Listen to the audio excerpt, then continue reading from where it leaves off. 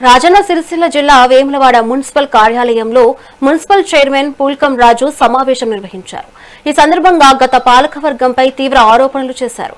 అక్రమ నిర్మాణాల వెనుక ఎవరున్నారో ప్రజలకు తెలుసునని, త్వరలోనే గత 5 ఏళ్ల అక్రమాలను పూర్తి ఆధారాలతో బయట పెడతామని స్పష్టం చేశారు. ప్రభుత్వ విప్ ఆది శ్రీనివాస్ పై నిరాధార విమర్శలు చేస్తే సహించేది లేదని హెచ్చరించారు. కలెక్టర్ ఫిర్యాదుల ఆధారంగానే నిబంధనల ప్రకారం కూల్చివేతలు జరుగుతున్నాయని తెలిపారు.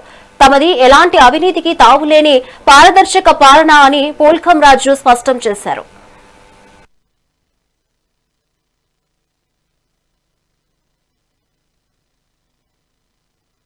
అక్రమ కట్టడాలపై చర్యలు తీసుకున్న సందర్భంలో కొందరు అనవసరంగా గౌరవ శాసనసభ్యులు ప్రభుత్వ ఆది శ్రీనివాస్ గారి పైన అనుచిత వ్యాఖ్యలు చేసి వారి పేరు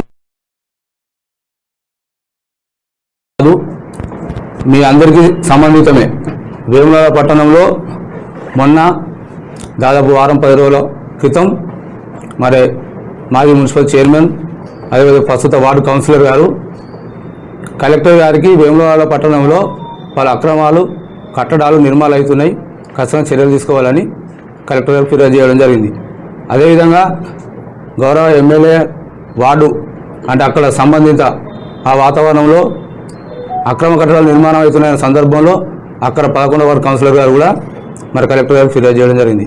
తద్వారా వేములవాడ మున్సిపాలిటీ అధికారులు ఈ అక్రమ కట్టడాలు ఎక్కడైతే ఉన్నాయో వారిపైన చర్యలు తీసుకోవడానికి అక్రమ కట్టడం గత కొద్ది రోజులుగా అక్రమ పర్మిషన్లు అనుకుంటూ అక్రమ కట్టడాలు అనుకుంటూ పబ్బం గడుతున్నటువంటి ప్రస్తుత 9వ వార్డు కౌన్సిలర్ వారి నోటికి వచ్చినటువంటి మాటలు మాట్లాడడం పాలకవర్గంపై అధికారులపై చాలా తప్పుగా భావిస్తున్నాం.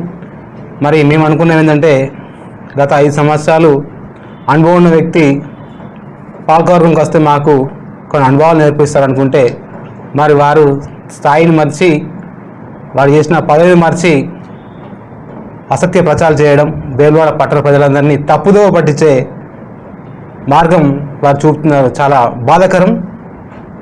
ఏదైతే గత కొద్ది రోజుల క్రితం వేములవాడ పట్టణం జైచాల్ బస్టాండ్లో పర్మిషన్ ఇచ్చారని చెప్పి అధికారులపై గౌరవ కలెక్టర్ గారు కంప్లైంట్ చేయడం, మరి చేసిన సందర్భంలో కూడా గౌరవ కలెక్టర్ గారు చెప్పడం జరిగింది.